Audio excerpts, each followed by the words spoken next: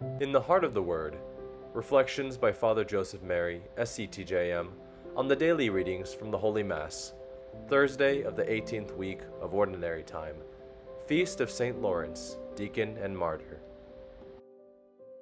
God bless you, dear family. Today in the Heart of the Word, we celebrate the Feast of St. Lawrence, Deacon and Martyr.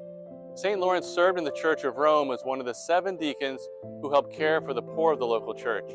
Under the persecution of the Emperor Valerian in the year 258, Pope Sixtus was martyred. Realizing that a persecution was underway, Lawrence collected the material possessions of the church and gave them to the poor, so that if anything happened to Lawrence and the other deacons, the poor would be able to survive. When the emperor hears what Lawrence did, he summoned Lawrence before him and told him to bring to the imperial household all the treasures of the church the next day. Lawrence said he would obey.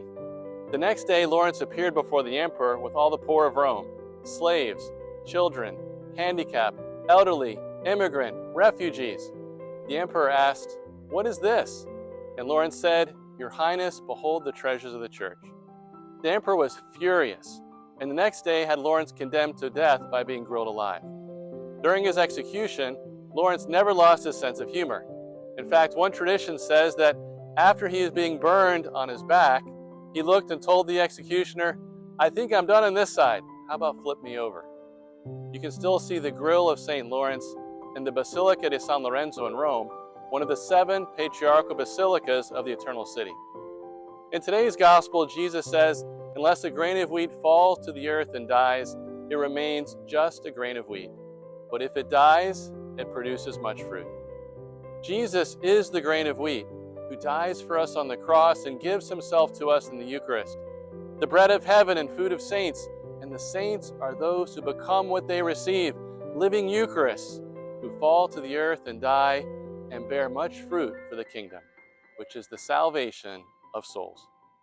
Let us listen to these words of Mother Adela. Our Lady knows that only the Eucharist can transform the human heart, and she also knows that only Eucharistic hearts can transform the culture into a space, a place of values, principles and ways of being that cultivate the potency of love in the human person, which is our true greatness. All for the heart of Jesus, through the heart of Mary, St. Lawrence, pray for us.